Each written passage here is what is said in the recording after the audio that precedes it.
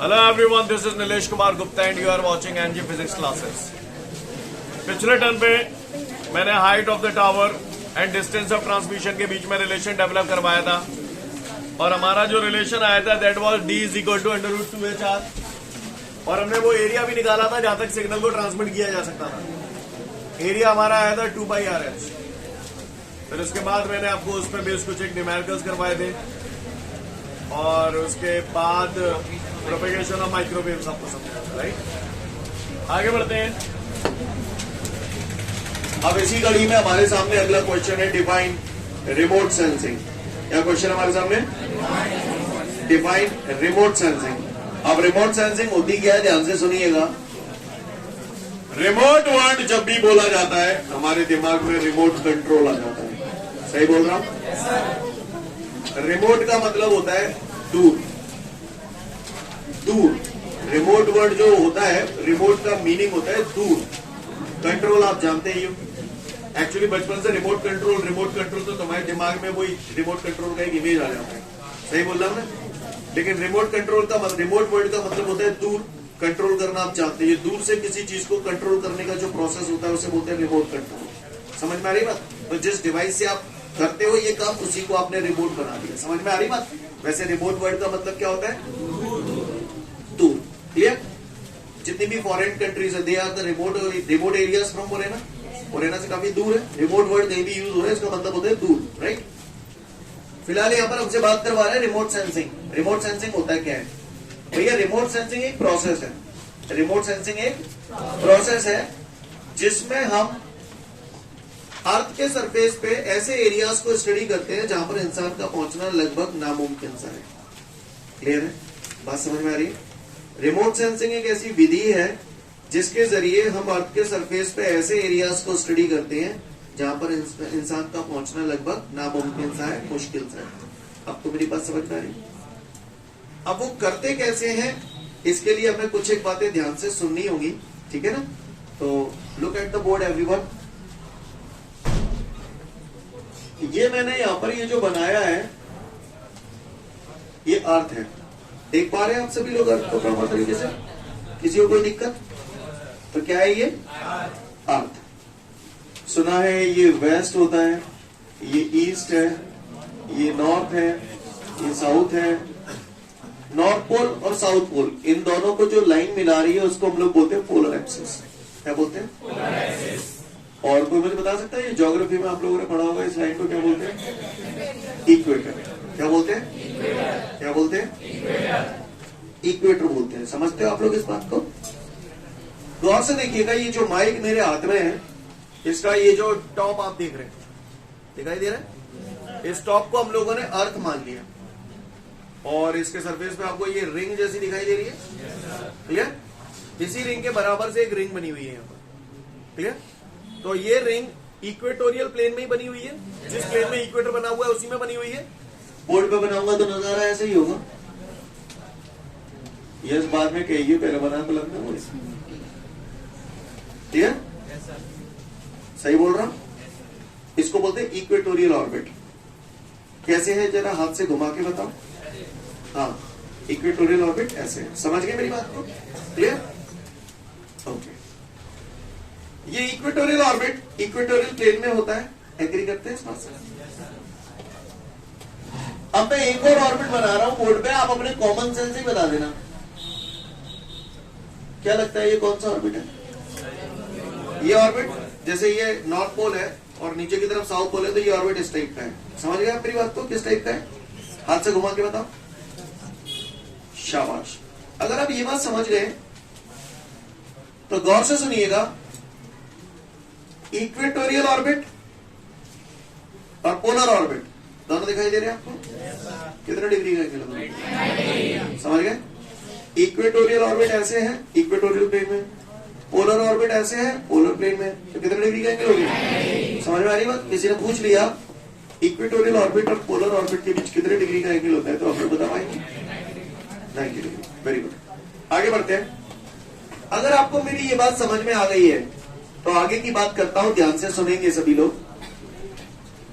आगे की कहानी ये है कि भैया हमने ये तो पढ़ लिया कि रिमोट सेंसिंग एक ऐसा प्रोसेस है जिसके जरिए हम अर्थ के सरफेस पे ऐसे एरियाज को स्टडी करते हैं जहां पर इंसान का पहुंचना लगभग नामुमकिन सा है। ऐसा हम लोगों ने जाना अभी, ये पढ़ तो हमने लिया लेकिन करते कैसे हैं सर? रिमोट सेंसिंग प्रोसेस के थ्रू हम अर्थ के सरफेस पे ऐसे एरियाज को स्टडी करते हैं जहां पर इंसान का पहुंचना लगभग नामुमकिन सा है। अच्छी बात है। तो ये प्रोसेस जो है कैसे एक्टिवेट होगी? तो इसको एक्टिवेट करने के लिए हम लोग यूज करते हैं पोलर सैटेलाइट्स। क्या यूज करते हैं? अब नाम से ही पता चल रहा है पोलर सैटेलाइट्स। तो कौन से ऑर्बिट में घूमते होंगे? पोलर ऑर्बिट में। हाथ से घुमा के बताओ। शाबाश, आप महान हैं। क्लियर? पोलर ऑर्बिट में। टाइम में घूमते हैं ये पोलर ऑर्बिट में। तो ये मैंने पढ़ लिया, चक फर्स्ट क्लास सैटेलाइट बना लिया। ठीक है, ये सैटेलाइट कौन से ऑर्बिट में घूम रहे हैं? पोलर ऑर्बिट में। आपको आपकी जानकारी के लिए बता दूं कि ये जो सैटेलाइट होते हैं इनकी अर्थ के सरफेस से, ये अर्थ का सरफेस है, इनकी अर्थ के सरफेस से जो हाइट होती है वो 1000 से 1200 किलोमीटर होती है। कोई स्टैंडर्ड वैल्यू नहीं है, अलग अलग किताबें पढ़ेंगे अलग अलग वैल्यू मिलेगी, लेकिन तकरीबन इसी के आसपास होगी। क्लियर है? तो पोलर सैटेलाइट की हाइट कितनी होती है? ये 1000 से 1200 तो होती है, लेकिन कहां से? अर्थ के सरफेस से। अर्थ से नहीं, अर्थ के सरफेस से। किसी ने अर्थ के सेंटर से पूछ लिया तो क्या करोगे? तो रेडियस और जोड़ जाएगी 6400 किलोमीटर। नहीं है मेरे पास। सीन क्लियर है? तो अगर पूछे पोलर सैटेलाइट की हाइट कितनी होती है अर्थ के सरफेस से, तो बोलना 1000 से 1200 किलोमीटर। और ये जो सैटेलाइट जो चक्कर लगाते हैं अर्थ के चारों तरफ, वो तकरीबन 1 घंटे 50 मिनट में एक चक्कर पूरा लगा लेते हैं। कितने टाइम में? यानी ऑन एंड एवरेज अगर हम कंसीडर करें तो लगभग 2 घंटे में ये अपना एक चक्कर पूरा कर देते हैं। तो दिन भर में क्या चक्कर लगाएंगे? 12। एक दिन में 24 घंटे होते हैं, तो 12 चक्कर लगाएंगे। यस और नो? ये सैटेलाइट एक दिन में तकरीबन 12 चक्कर अर्थ के लगा देते हैं। तो हम लोग क्या करते हैं? हम लोग क्या करते हैं? इन सैटेलाइट में कैमरे लगा देते हैं, है ना? हमें क्या लगा देते हैं? कैमरे। क्यों लगाते मालूम है? क्योंकि कैमरे से हमें पता चल जाता है कैमरे। क्लियर? समझ में आ रही है ना? हमें जालन देख लें तो कनपटी भरेरी बच जाएगी। तो हम लोग क्या करते हैं? इन सैटेलाइट्स में कैमरे लगा देते हैं। हाई रिजोल्यूशन कैमरास हमने इसमें लगा दिया। अब जाहिर सी बात है, हमें मालूम है दिन भर में 12 चक्कर लगा रहा अर्थ के सरफेस के। तो अर्थ के ऐसे सरफेस जहां पर इंसान का पहुंचना लगभग नामुमकिन सा है, तो वहां पर ये ऐसी जगहों की पिक्चर ले आएगा, फोटोग्राफ्स ले आएगा, रिकॉर्डिंग ले आएगा। तो हम लोग ये जज कर सकते हैं कि वहां पर क्या खेल पानी चल रहा है। नहीं बस अर्थ के सरफेस पे कितनी बंजर भूमि पड़ी हुई है, कितना वेस्ट लैंड पड़ा हुआ है, उसको हम कैलकुलेट कर सकते हैं। वेस्ट लैंड का मैप क्लियर कर सकते हैं हम लोग। समझ में आ रही मेरी बात? कितने पोटेंशियल फिशिंग जोन्स हैं। पोटेंशियल फिशिंग जोन्स यानी मछली कहां पर ज्यादा अधिक तादाद में पाई जाती है, इन सब बातों को हम लोग स्टडी कर सकते हैं। ग्राउंड वाटर सर्वे हम लोग कर सकते हैं कि अर्थ के सरफेस पे कितना पानी है। समझ रहे हैं ना मेरी बात को? तो इन सब बातों को स्टडी करने के लिए हम पोलर सैटेलाइट्स का यूज करते हैं। जो रामायण मैंने बोली आपको समझ में? सीन क्लियर है? शांत मन से रिमोट सेंसिंग वाला क्वेश्चन पूरा पढ़ लें और यूजेस ऑफ पोलर सैटेलाइट्स ये भी पढ़ लें। इसके बाद हम लोग आगे बढ़ते हैं। लगे हाथ एक क्वेश्चन आपको और करा रहा हूं, तो ध्यान से सुन लीजिएगा आप लोग। रिमोट सेंसिंग हम लोग समझ चुके हैं। अब मैं आपको बता रहा हूं, वैसे जो बता रहा हूं ये आप 11th में भी पढ़ चुके हैं। आप लोगों को आपको पढ़ाया गया होगा, आपके फिजिक्स वाले सर ने पढ़ाया होगा। जियो स्टेशनरी सैटेलाइट सुना है ये वर्ड कभी जिंदगी में? जियो स्टेशनरी सैटेलाइट या जियो सिंक्रोनस सैटेलाइट। ठीक है? यहां पर जो वर्ड यूज किया जा रहा है ना जियो, ये जियो की सिम बार होना है। क्लियर? ये जीईओ है। जियो बोले तो अर्थ। अर्थ समझते हैं ना? स्टेशनरी पोजीशन का मतलब होता है रेस्ट पोजीशन। क्या होता है? Rest position. दूसरे वर्ड पे आते हैं जियो, जानते ही हैं। इसके बाद इसमें सिन। सिन दिया है। सिन का मतलब होता है सेम, एक जैसा, सिनोनिम्स, सेम। क्लियर? सिन और सिम, मोबाइल की सिम नहीं, SYM। किसी भी वर्ड को जब आप पढ़ रहे हो और उसमें इनिशियल वर्ड प्रीफिक्स जो आ रहा है वो ये SYN आ रहा है या फिर SYM आ रहा है, दोनों का मतलब होता है सेम, सिंपैथी, सेम फीलिंग। समझ में आ रही बात? क्लियर है? नहीं, यही बात समझ में? अच्छी बात है, आप महान है। तो सिम का मतलब सेम, जियो माने अर्थ, क्रोनस, क्रोनस का मतलब होता है, क्रोनो वर्ड जहां भी आ जाए, क्रोन, टाइम की बात हो रही है, टाइम से रिलेटेड बात हो रही है। Ramesh and Suresh are the crony friends. Crony यानी लंगोटिया यार है, यानी बचपन से दोस्त है, यानी काफी लंबे समय से दोस्त है। नहीं, ये बात समझ। क्रोनी वर्ड कहीं भी आ जाए, क्रोन, तो समझ लेना टाइम से रिलेटेड बात हो रही है। कैसे रिलेटेड बात हो रही है? टाइम से रिलेटेड बात हो रही है। सीन क्लियर है सभी को? कोई दिक्कत? बढ़ू आगे? कैसे रिलेटेड बात हो रही है? टाइम से रिलेटेड बात हो रही है। तो यहाँ पर क्या सीन है? सीन में ना देखेंगे, कुछ बातें सुने ध्यान से। ट्रेन में गए हो कभी लंबे सफर पे? हाँ ठीक है, था शायद आप लोगों ने देखा हो, ऑब्जर्व भी किया हो। कई बार ऐसा होता है, जैसे हम ट्रेन से जा रहे हैं और हमारे बगल से एक और ट्रेन चल रही है, दोनों ट्रेनें एक ही डायरेक्शन में जा रही हैं पैरेलल, और एक ही स्पीड से जा रही हैं। तो एक ट्रेन में बैठे पैसेंजर को ऐसा लगता है कि दूसरी ट्रेन रुकी हुई है, ऐसा महसूस होता है। आप लोगों ने कई बार पता ही नहीं चल पाता, भाई चल रही है कि बाकी चल रही है, ये दोनों रुके। समझ रहे हैं ना मेरी बात? ऐसा होता है, फील किया आपने? Okay, listen everyone.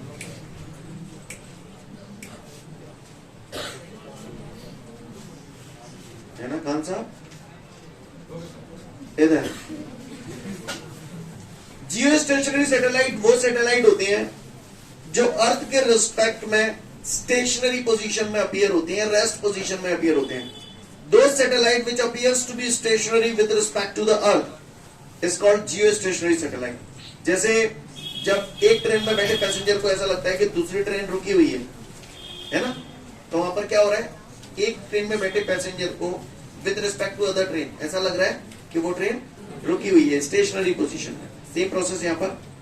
दो satellite which appears to be stationary with respect to the earth is called geostationary satellite. Jio stationery.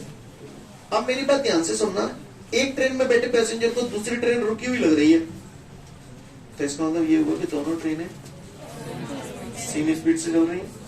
सही बोलो, दोनों ट्रेनें सेम स्पीड से चल रही हैं। इसको मैं, जैसे जिन लोगों ने नहीं फील किया हो, उन लोगों ने महसूस किया होगा, जब रात में आप चलते हो तो कहते हो चंदा मामा मेरे साथ चलना, जहाँ जहाँ मैं जा रहा हूँ वहां जा रहा है, ऐसा बोलते हैं ना आप लोग? बोलते हो नहीं? बोलती हाँ। जियो स्टेशनरी सैटेलाइट, ये जियो सिंक्रोनस सैटेलाइट जो होते हैं ना, वो इस ऑर्बिट में घूमते हैं। तो कौन से ऑर्बिट में घूम रहे हैं? ये अर्थ है। बताओ कैसे घूम रहे हैं? समझ गए? अब मुझे मालूम है अर्थ अपने एक्सेस पर रोटेट करती है। आपको बता दूं आपकी जानकारी के लिए कि अर्थ अपने एक्सेस पे वेस्ट टू ईस्ट की तरफ मूव करती है, पश्चिम से पूर्व की तरफ घूमती है। जिस प्रकार ये अर्थ पश्चिम से पूर्व की ओर घूमती है, उसी प्रकार जियो स्टेशनरी सैटेलाइट भी वेस्ट से ईस्ट की तरफ घूमते हैं। समझ में आ रही है बात? क्लियर है? अब चूंकि अर्थ के रिस्पेक्ट में ये सैटेलाइट मुझे स्टेशनरी पोजीशन में अपीयर हो रहा है, इसीलिए तो हम इसे जियो स्टेशनरी सैटेलाइट बोल रहे हैं। अब अगर ये स्टेशनरी पोजीशन में अपीयर हो रहा है तो जाहिर सी बात है जितनी स्पीड इसकी होगी उतनी इसकी होगी। अगर अर्थ अपने एक्सेस पर घूम रही है, मैं अर्थ को घुमा रहा हूं, तो ये सैटेलाइट भी तो घूम रहा है। नहीं है मेरी बात समझ? तो अर्थ तो भैया अपने एक्सेस पे पूरा चक्कर कितने टाइम में लगा लेती है? 24 आवर में। तो जाहिर सी बात है ये सैटेलाइट भी 24 घंटे में अर्थ का एक पूरा चक्कर लगा लेते हैं। यानी इनका टाइम पीरियड सेम वही होता है जो अर्थ का होता है, क्योंकि इनका सेम टाइम पीरियड है, इसीलिए हम लोग इसे जियो स्टेशनरी सैटेलाइट भी बोलते हैं। यानी मेरा कहने का तात्पर्य यह है, जियो स्टेशनरी सैटेलाइट जो होते हैं वो अर्थ के सरफेस के चारों तरफ 24 घंटे में अपना एक चक्कर पूरा कर लेते हैं। नहीं आई मेरी बात? क्लियर? और आपको बता दूं, जियो स्टेशनरी सैटेलाइट जो होते हैं इनकी, जैसे मैंने ये सैटेलाइट बना दिया, ये बना दिया मैंने, है ना? तो जियो स्टेशनरी सैटेलाइट की अर्थ के सरफेस से जो हाइट होती है वो होती है 36,000 किलोमीटर। यानी इनसे वो ऊंची होती है 36,000 किलोमीटर। के मजाक नहीं होता। क्लियर है? कितनी होती है इनकी अर्थ के सरफेस से हाइट? 36,000 किलोमीटर। क्लियर? समझ में आ रही बात? किसी ने पूछ लिया geostationary geosynchronous satellite क्या होते हैं, तो हम बोलेंगे दो satellite which appears to be stationary with respect to the earth is called geostationary satellite. Scene clear है? कोई दिक्कत? इनके अर्थ के सरफेस से हाइट कितनी होती है? ये कहां से कहां की तरफ घूमते हैं? इनका टाइम पीरियड कितना होता है? कौन से प्लेन में घूमते हैं? समझ में आएगा? इनका जो यूज किया जाता है बेसिकली वेदर फोरकास्टिंग में, इनका यूज किया जाता है मौसम की भविष्यवाणी करने में, सिग्नल्स को एक जगह से दूसरी जगह भेजने में। टीवी सिग्नल जैसे आप एक जगह से दूसरी जगह भेजते हैं ना, तो उसके लिए इनका यूज किया जाता है। बात समझ में आ रही है? क्लियर है? रेडार वगैरह में हम लोग यूज कर सकते हैं इन सैटेलाइट्स को। तो क्या मैं उम्मीद करूं आप लोग मेरी बात को समझ गए? सीन क्लियर है? तो एक क्वेश्चन होगा आपके नोट्सों में, जियो स्टेशनरी है जियो सिंक्रोनस सैटेलाइट, ठीक है? चपका दो फिर आगे बढ़ेंगे। इसके बाद हमारे सामने अगला क्वेश्चन है कि फोटोग्राफी के डार्क रूम में हम लोग रेड लाइट यूज करते हैं। तो क्या यूज करते हैं? वैसे जमाना बदल गया, डिजिटल टेक्नोलॉजी, आप लोग समझ रहे हैं हम कहाँ की बात कर रहे हैं? पुराने जमाने में जब हम फोटो खींचते थे, क्लियर? पुराने जमाने में जब हम फोटो खींचते थे तो उसमें रोल डलता था, अगर आपको माना। आज तक कचक कचक कचक आदमी इतने फोटो खींच लेता था कि नहीं। सही है? वो सही बोला ना? लेकिन पहले सोच, पहले पोजीशन ले ले आराम से, जैसे खड़ो रहे आराम से, क्लियर? आगे क्या करनी है वहां कर ले पहले, क्लियर? सही बोल रहा हूँ ना? बाकी एक ही बार फोटो खींच दो। तो उमर कहाँ है तू? हथ कहाँ है? पहले वो दीप तो सही ने। हाँ बोल। थे अपन थे, इतना पुराना जमाना नहीं है। कोडैक नाम सुना है? कोडैक कंपनी नहीं सुना? हाँ, नेगेटिव निकलता था। वे घर में कई बात देख ले होंगे नेगेटिव वगैरह। एक्सरे तो देखा ही होगा, एक्सरे। ठीक है, तो वो क्या है? फोटोग्राफिक प्लेट है। लिसन एवरीवन, तो ध्यान से सुनेंगे हम लोग। तो अमर बैच के बाद मिल गए यही बोलते। लिसन, तो पुराने टाइम पे हम लोग जिन कैमरों से फोटो खींचते थे तो उसमें रोल डलता था। अब पूरा रोल यूज हो गया, फोटो खींच गए जितने खींचने थे, उसके बाद वो रोल धुलने के लिए जाता था फोटोग्राफर के पास। सही बोला? तो वहां पर वो जो पूरा क्रियाकलाप करता था वो एक ऐसे रूम में करता था जहां पर टोटल अंधेरा हो और केवल रेड लाइट का यूज हो। क्या का यूज हो? रेड लाइट का यूज हो। तो वो यही कह रहा है कि फोटोग्राफी के डार्क रूम में हम लोग रेड लाइट बल्ब क्यों यूज करते हैं, या रेड लाइट का यूज क्यों करते हैं? तो क्यों करते हैं सुने। रेड लाइट यूज कर रहे हैं तो वो ना कर रहे, तो जाहिर सी बात है तब ही नहीं कर रहे होंगे जब उसकी फोटोग्राफिक प्लेट को कहीं ना कहीं खतरा हो, कोई ना कोई खतरा हो, तभी नहीं कर रहे होंगे। रेड लाइट फायदेमंद होगी तभी तो यूज कर रहे हैं रेड लाइट का। कोई और लाइट होती तो खतरा होता। किसको? फोटोग्राफिक प्लेट को। फोटोग्राफिक प्लेट को देसी भाषा में बोलूं तो वो नेगेटिव जिसके ऊपर बात कर रहे हैं, तो उसको कहीं ना कहीं खतरा है। क्लियर? उसको कहीं ना कहीं खतरा है, वो डैमेज हो सकती है। तो वो डैमेज ना हो इसलिए हम लोग रेड लाइट का यूज करते हैं। कहानी समझ में आई जो मैंने बोला? लिसन एवरीवन, ये बात आप लोगों ने केमिस्ट्री में भी पढ़ी होगी, मैं भी पढ़ाऊंगा अभी आगे आने वाले चैप्टरों में। चैप्टर 10 में पढ़ाऊंगा आपको ये बात। प्लांक ने क्वांटम थ्योरी दी थी। प्लांक ने बोला था लाइट छोटे छोटे एनर्जी के बंडल्स के फॉर्म में चलता है जिन्हें हम फोटोन या क्वांटा कहते हैं। जो फोटोन होते हैं, फोटोन की एनर्जी का फॉर्मूला आप लोगों ने बचपन में ये सुना होगा, E बराबर है h न्यू। केमिस्ट्री में भी आपने सुना होगा, बड़ा कॉमन सा फॉर्मूला है। न्यू बराबर C अपॉन लैम्डा। जो नहीं सुना होगा ना तुमने, मैंने बटी ले रहा है, देखो तो नहीं सुना होगा। क्लियर? तुम तो धरे ही रहो, तो मतलब के ना कवाड़े में बिछोगे दीवारी। लिसन एवरीवन, E बराबर h न्यू, न्यू की जगह मैंने रख दी C upon lambda. Red light जो होती है, आप बता दो, इतना मैंने आपको पढ़ा दिया।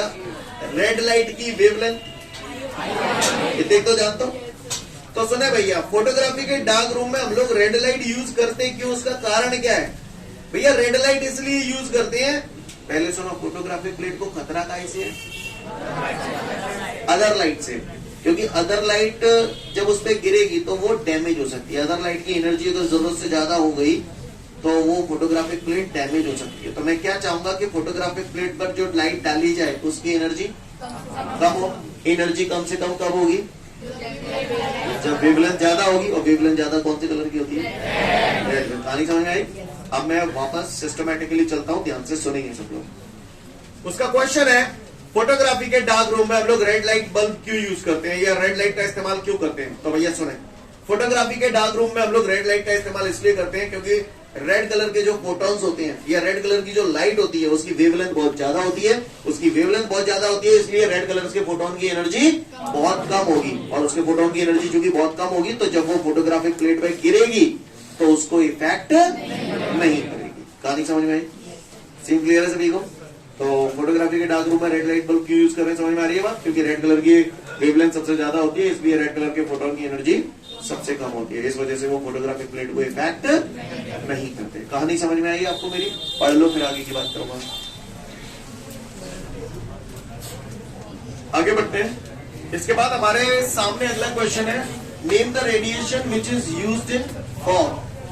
कोहरे में सिग्नल भेजने के लिए हम लोग कौन सी रेडिएशन यूज करते हैं? ये मैंने यूजेस में बताई थी, आज बताता हूं। कोहरे में जब कोहरा पड़ता है तो सिग्नल भेजने के लिए हम लोग इंफ्रारेड रेडिएशन क्यों यूज करते हैं? ठीक है, हालांकि इस क्वेश्चन को समझने के लिए हमें चैप्टर 9 की कुछ चीजों को समझना पड़ेगा, तो थोड़ा सुन लें उसको। अभी कौन सा फेस्टिवल आने वाला है? दिवाली के बाद का होली। होली संक्रांति हो गया है ना? जोक से बात come to the point, Holi की बात कर रहे हैं। होली में सपोज करिए मैं मार्केट में लाल रंग लेने गया, तो थाल में लाल रंग रखा होगा, साफ चटक उसकी रेडनेस मुझे नजर आएगी।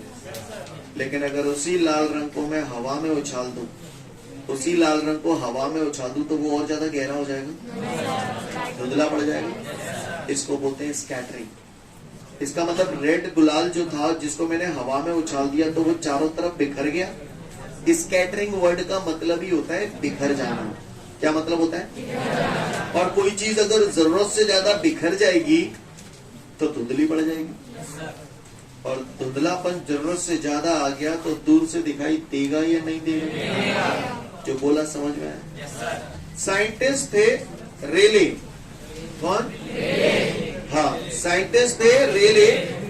रेले साइंटिस्ट ने ये बोला था कि intensity of the scattered light, intensity of the scattered light is inversely proportional to the fourth power of the wavelength of the light, यानी I प्रोपोर्शनल टू 1/λ की पावर 4। ये बात साइंटिस्ट रेले ने बताई थी, ये मैं आपको चैप्टर नंबर 9 में बताऊंगा, ये सब आएगा आपके सिलेबस में, ठीक है? According to scientist Rayleigh, the intensity of the scattering light is inversely proportional to the fourth power of the wavelength of the light. मेरा कहने का तात्पर्य यह है कि अगर वेवलेंथ ज्यादा होगी तो स्कैटरिंग कम होगी, और अगर वेवलेंथ कम होगी तो स्कैटरिंग ज्यादा होगी। जो मैंने बोला आपको पल्ले पड़ा, फिर से बोल रहा हूं, अगर वेवलेंथ ज्यादा होगी तो स्कैटरिंग कम होगी। सही बोल रहा हूं? और अगर वेवलेंथ कम होगी तो स्कैटरिंग ज्यादा होगी। जो बातें आपको बोल रहा हूं आपको समझ में तो आ रही है ना? सीन क्लियर है? किसी को कोई दिक्कत? आगे बढ़ता हूं। अगर ये बात आपको समझ में आ रही है तो गौर से सुनिएगा। हम लोग सिग्नल भेजते हैं तो लाइट यूज करते हैं। कौन सी लाइट यूज करते हैं? रेड लाइट यूज करते हैं, ग्रीन लाइट यूज करते हैं, और येलो लाइट यूज करते हैं। सही बोल रहा? मुझे बता सकते हो आपने जो इलेक्ट्रोमैग्नेटिक वेव्स पढ़ी थी उनमें ये कौन सी लाइटें थी? Visible light. Visible light is the group of 7 colours. यानी यूजुअली हम लोग सिग्नल भेजने के लिए विजिबल लाइट का यूज करते हैं क्योंकि हमें दिख जाती है सिग्नल हमारे पास आ रहा है कि नहीं आ रहा, पता चल जाएगा कौन से कलर की लाइट आ रही है उससे। यस और नो? अब वो कह रहा है जब कोहरा पड़ता है तो हम इंफ्रारेड लाइट का यूज करते हैं। तो पूछ रहे क्यों करते हैं इंफ्रारेड लाइट का? तो सुनो भैया, आपने ऑर्डर याद किया था, gamma rays, X rays, ultraviolet rays. Visible light के बाद आती थी इंफ्रारेड लाइट। तो इंफ्रारेड लाइट की वेवलेंथ विजिबल लाइट से, चूंकि उनकी वेवलेंथ ज्यादा है इसलिए उनका स्कैटरिंग, और स्कैटरिंग कम होगा यानी कम बिखरेंगी। कम बिखरेंगी तो फॉग को चीरते हुए जहां पर सिग्नल जाना है वहां पहुंच जाएंगे। आपको मेरी भाषा समझ में आई? फिर से समझाता हूं, दोबारा समझिए। विजिबल लाइट यानी रेड, ग्रीन, ऑरेंज, ये सब कलर आ गए। विजिबल लाइट की वेवलेंथ इंफ्रारेड लाइट से, क्योंकि उनकी वेवलेंथ कम होती है इसलिए उनका स्कैटरिंग इतना ज्यादा हो जाता है कि वो सिग्नल एक जगह से दूसरी जगह पहुंच ही नहीं पाता, वहीं बिखर जाता है। आपको मेरी बात समझ आ रही? तो हम लोग वहां पर सिग्नल को एक जगह से दूसरी जगह पहुंचाने के लिए क्या करते हैं, विजिबल लाइट की बजाय इंफ्रारेड लाइट यूज करते हैं, क्योंकि इंफ्रारेड लाइट का वेवलेंथ ज्यादा होता है। वेवलेंथ ज्यादा होने की वजह से उसका स्कैटरिंग कम होता है, और स्कैटरिंग कम होगा तो जाहिर सी बात है फॉग को चीरते हुए वो एक जगह से दूसरी जगह पहुंच जाती है। क्या आपको मेरी बात समझ में आ रही है? तो किसी ने अगर हमसे पूछ लिया कि फॉग में हम लोग इंफ्रारेड रेडिएशन यूज करते हैं तो क्यों करते हैं, कौन सी यूज करते हैं, तो इंफ्रारेड क्यों करते हैं, कहानी समझ में आ रही है? पढ़ लो, समझ जाओगे। अगला कह रहा है, name the radiation use for long distance transmission and what is the range of wavelength of these radiation. Listen everyone, आपको बताया था लॉन्ग डिस्टेंस ट्रांसमिशन के लिए हम लोग रेडियो वेव यूज करते थे, शॉर्ट वेव बैंड यूज करते थे, स्काई वेव प्रोसेस के थ्रू हम लोग लॉन्ग डिस्टेंस ट्रांसमिशन करते थे। तो कुल मिला के अगर किसी ने पूछे लॉन्ग डिस्टेंस ट्रांसमिशन के लिए कौन सी वेव यूज करते हो, रेडियो वेव यूज करते हो, और इनकी वेवलेंथ मुझे बताने की जरूरत है 10 to the power 9 angstrom to 10 to the power 14 angstrom. Scene clear है? बात समझ में आ रही है? पढ़ लो, फिर आगे की बात करूंगा। इसके बाद हमारे सामने अगला क्वेश्चन है, कौन सा है, long distance radio broadcast use short wave band why. आप एक बार बताओ, मैंने आपको प्रोपेगेशन ऑफ रेडियो वेव बताया था, याद है? उसमें medium wave band, short wave band बताया था। तो वहां पर लॉन्ग डिस्टेंस ट्रांसमिशन के लिए हम लोग कौन सा बैंड यूज करते थे? शॉर्ट वेव बैंड, क्योंकि शॉर्ट वेव बैंड में क्या होता था, 40 मेगाहर्ट्ज फ्रीक्वेंसी तक की वेव्स को आयनोस्फीयर क्या कर देता था, रिफ्लेक्ट कर देता था। यानी ज्यादा हाइट से वो रिफ्लेक्ट होती थी और ज्यादा से ज्यादा डिस्टेंस तक ट्रांसमिट होती थी। समझ में आ रही बात? क्लियर है? तो लॉन्ग डिस्टेंस ट्रांसमिशन के लिए हम लोग कौन सा बैंड यूज करते हैं? Short wave band. क्यों यूज करते हैं? क्योंकि आयनोस्फीयर उसे रिफ्लेक्ट कर देता है। कहानी समझ में आ रही है? तो वही लिखा है, पढ़ लो, समझ जाओगे। इसके बाद हमारे सामने अगला क्वेश्चन है, अब वह मैं क्या बताऊं, ये तुम खुद ही जानता हो। ओजोन लेयर तुम्हारे लिए क्यों जरूरी है? क्योंकि सन से आने वाली अल्ट्रावायलेट रेडिएशन और एक्स रेडिएशन को ये काफी हद तक एब्जॉर्ब कर लेता है, जिससे हम लोग बच जाते हैं। हमारे सर्वाइवल के लिए बहुत जरूरी है, क्योंकि अगर ओजोन लेयर नहीं होगी तो हमारी तो वाट लग जाएगी। समझ गए ना? तो ये हमारे लिए क्यों नेसेसरी, आपको समझ में आता है? पढ़ तो समझ जाओगे, जहां मैं कहता हूं। अगला कह रहा है, smell of ozone comes near the electric discharge. Why? वो कह रहा है जहां पर भी इलेक्ट्रिक डिस्चार्ज होता है वहां पर ओजोन का स्मेल आता है। तो क्यों आता है, पूछ रहे हैं। किसी जगह अगर चूहा मरने की बदबू आ रही है तो इसका मतलब चूहा मरा है। सही बोलना? नहीं, यही बात समझ में। किसी जगह अगर चूहा मरने की बदबू आ रही है तो वहां चूहा मरा है, तो वहां तक आया भी है, तभी तो मरा है। सही बोल रहा हूं ना? कह रहा है जहां पर भी दीपक इलेक्ट्रिक डिस्चार्ज होता है ना, वहां पर ओजोन की स्मेल आते हैं। तो ये बताओ कमीनो, ओजोन गैस की स्मेल सूंघी आपने? कभी नहीं सूंघी? पता नहीं, आपको केमिस्ट्री में पढ़ा होगा कमीनो। इसकी जो स्मेल होती है रॉटन एग जैसी होती है, सड़े हुए अंडे जैसी होती है। ये लाइन तो पड़ी होगी कमीनो तुमने, आज बना कर रहते मर रहे पटे, तो मुझे नहीं मालूम रोटन है का होता है। ओजोन गैस की जो स्मेल होती है वो सड़े हुए अंडे जैसी होती है, और कम्बक दामत ये है कि हमने सड़े हुए अंडे की भी स्मेल आएगा ना सूंघी, अपने मौजन में सूंघ लिया। Listen everyone, तो jokes apart, come to the point. वो कह रहा है जहां पर भी इलेक्ट्रिक डिस्चार्ज होता है वहां ओजोन गैस की स्मेल आती है। तो क्यों आती है, रीजन पूछा है। तो आपको बता दूं, ये मैंने इलेक्ट्रोमैग्नेटिक वेव्स का जब वो टेबल पढ़ाया था तो वहां मैंने बताया था जहां पर भी इलेक्ट्रिक डिस्चार्ज होता है वहां अल्ट्रावायलेट रेडिएशंस निकलती है।